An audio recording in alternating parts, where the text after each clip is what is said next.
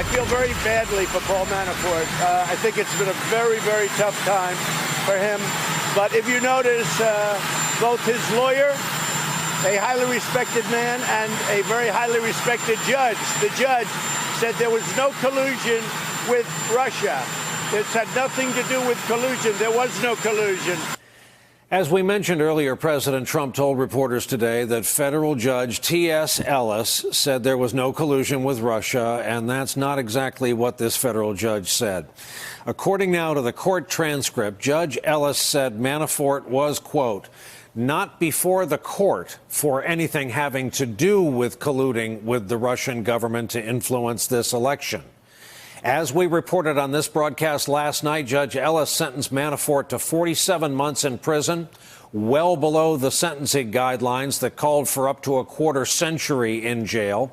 The sentence was widely viewed, and immediately so, as lenient, especially considering Manafort never expressed remorse for his crimes. That's actually something Judge Ellis took note of as well, telling Manafort, and we quote again, "I was surprised that I did not hear you express regret for engaging in wrongful conduct." In other words, you didn't say, "I really, really regret not doing what I knew the law required." Now, that doesn't make any difference to the judgment that I'm about to make, that you didn't say that, but I hope you will reflect on that, and that your regret will be that you didn't comply with the law. Back with us tonight is Jill Wine-Banks, veteran attorney and former assistant Watergate special counsel. Jill, first of all, your reaction to the sentencing here. My reaction to the sentencing is that it is not a fair sentence. It is way too light in comparison with what other defendants get, not just in white-collar cases, but it really highlights the inequity in our sentencing system, where poor defendants who commit a crime of possibly stealing $100 to feed their family get 5 or 10 years, and he got under 4 years. That's not fair, and it isn't consistent. You just read the part about him having no remorse.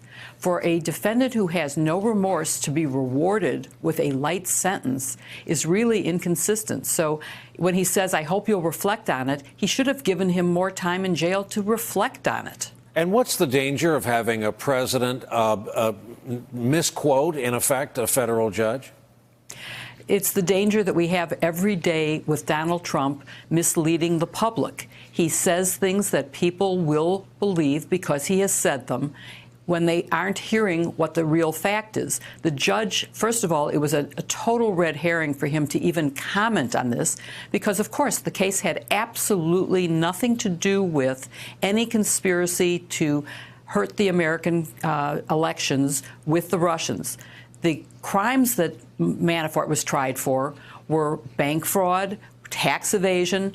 That has nothing to do with Russia. So saying anything about it not being is the same as saying you weren't tried for murder. Well, okay, he didn't kill anybody on Fifth Avenue. That's not what he's getting away with. He was tried for something completely different. And once again, Donald Trump has said something that has no relationship with the facts. And facts matter. And I hope the American people will pay attention to what the judge actually said.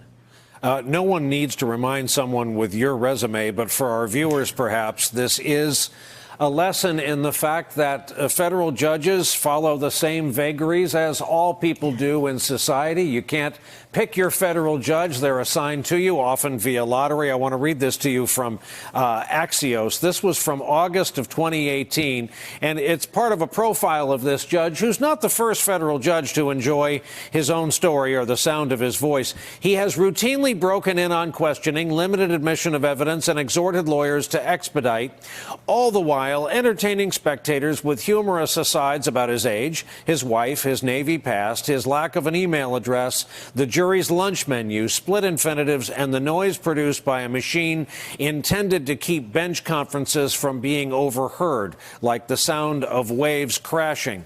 That was the New York Times. I've been corrected, not Axios. But Jill, you get what I'm getting at, that these vagaries are what they are.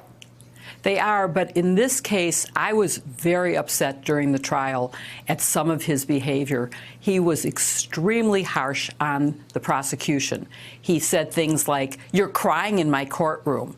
But even worse, he attacked one of the witnesses. He attacked Rick Gates, and he said something like, when Rick Gates testified that everything that was done was within Manafort's knowledge, that he paid close attention, and the judge said, he couldn't have been paying that close attention or he would have known how much money you were stealing from him. That's a devastating comment and could be what made the one juror who held out for acquittal. There was only one. Everybody else voted for 18 counts of conviction.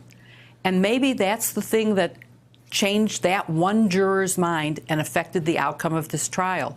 And you're right, he did make jokes about things that his wife had said, and he demeaned the prosecution for introducing evidence that he said was just about the high lifestyle of Manafort, when in fact what they were proving was not that he wore a very expensive ostrich jacket, but that his income reported could not possibly support his lifestyle. That's how you prove criminal tax fraud. So he really interfered with the trial, and I think his behavior was terrible, as was his sentencing, ignoring all of the guidelines and rewarding someone for not being remorseful. There was a very sophisticated crime pattern here that should have been taken into account and elevated the sentencing. Not to say anything about the fact that he lied after saying he would cooperate, that he lied to the FBI, he lied to the prosecutors, he lied to banks, he lied to so many people, and he caused banks to lose money. So I think it was really an unfair pattern of sentencing. Hey there, I'm Chris Hayes from MSNBC. Thanks for watching MSNBC on YouTube. If you want to keep up to date with the videos we're putting out, you can click subscribe just below me or click over on this list to see lots of other great videos.